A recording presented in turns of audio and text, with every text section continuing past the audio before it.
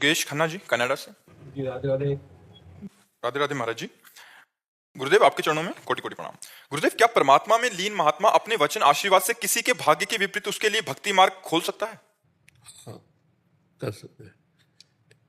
कर तुम अकर तुम अन्यथा कर तुम सर्व समर्थ भगवान की शरण में कुछ भी कर सकते हैं।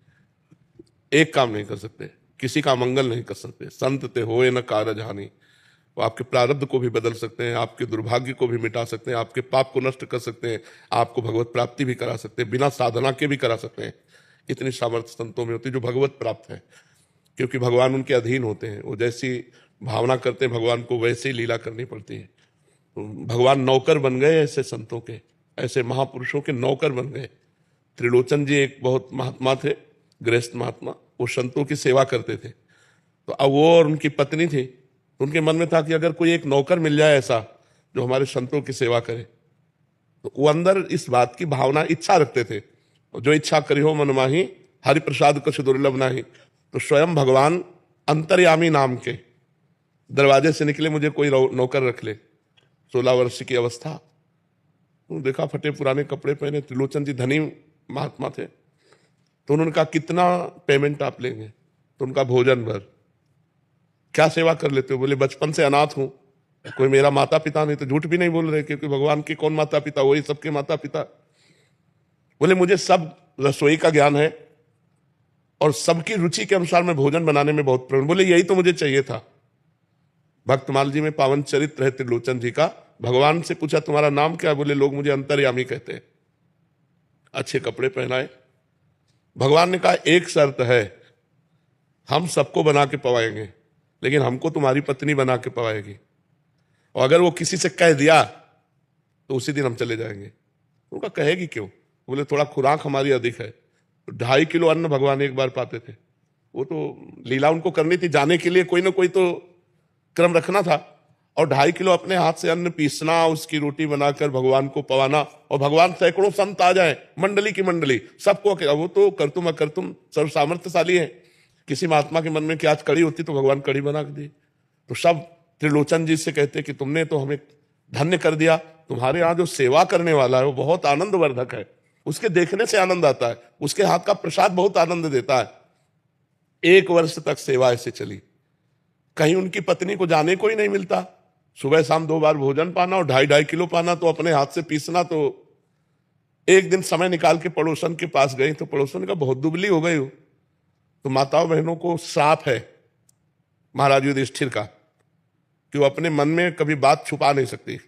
एक न एक दिन उनको कहना ही पड़ेगा, क्योंकि माता कुंती ने कर्ण के उत्पन्न होने की जो बातें हैं उनको छुपाया। तो जिस समय महाराज युधिष्ठिर सबका तर्पण कर रहे थे अपने परिवार वालों का, तो कुंती जी ने कहा बेटा कर्ण का भी तर्पण कर देना। तो उनका शत्रु का तर्पण करने का आदेश माता क्यों देती हो? तो उनका वो शत्रु नहीं, तुम्हारा बड़ा भाई है। तो उनका सत्य यदि ऐसा उस समय बता देती जिस समय महाभारत शुरू हुआ था, तो मैं पैर छूता, और जब मैं कर्ण के पैर छूता तो युद्ध समाप्त हो जाता, क्योंकि दुर्योधन कर्ण के बल से ही लड़ा।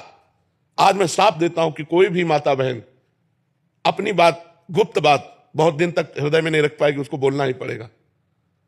तो उन्होंने कहा देखो तुम्हें कसम है किसी से कहना नहीं। एक हमारे यहां नौकर आया है तो बहुत अच्छा, ये बहुत खाता है, 2.5 किलो सुबह खाता है, 2.5 किलो शाम के खाता है, ये कहना नहीं किसी से। उसने पड़ोस वाले से कहा कसम है तुम्हें कहना नहीं किसी से। इनके यहां नौकर आया 2.5, वो पूरे बोलने में बात, और सब किसी से कि किसी से नहीं कहला, और वो कह सबसे रही है और कसम दरवा के कह रही है। ये जब बात हुई तो त्रिलोचन जी ने देखा कि अंतर्यामी है ही नहीं। तो उनका गलती क्या हो गई मेरे से? पत्नी से पूछा किसी से कहा क्या? उनका हाँ हमने कह दिया। बोले इसीलिए वो चला गया। बहुत रोए। जब रोए तो भगवान प्रकट हो गए अपने रूप में और कहा मैं ही नौकर था, तुम संत सेवा की भावना करना चाहते थे। भक्तों के भगवान नौकर बन गए। अगर भक्त चाहे कि तुम्हारा भाग्य मिट जाए तो क्यों नहीं मिट जाएगा? इनके भाग्य में संन्यास थोड़ी लिखा था, आर्मी में थे तो भाग्य बदला ना, संग से ही तो रंग चढ़ा। नहीं, बड़े बड़े ऑफिसर रंग के बच्चे अपने नौकरी छोड़कर बाबा जी बन गए, तो क्यों बन गए? संग के रंग से बन गए ना।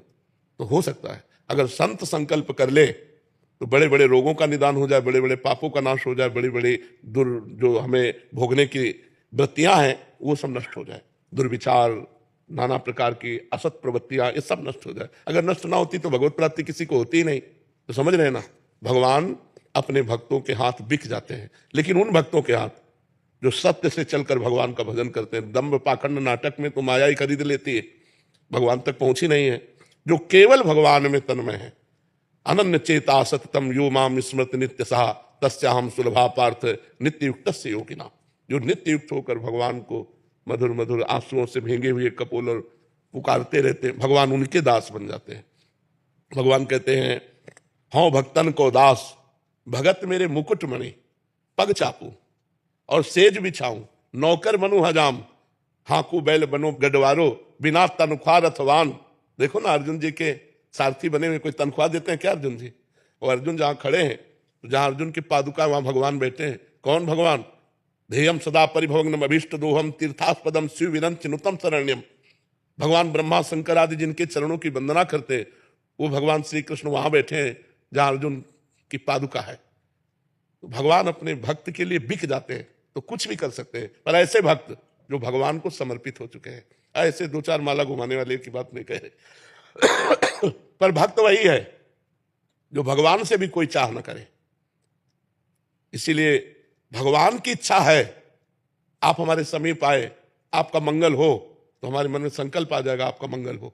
नहीं, हमारी इच्छा नहीं होगी, क्योंकि हमारी इच्छा तो भगवान की इच्छा में समर्पित हो चुकी है। अब जो ही प्यारो करे सोई मोहि भावे।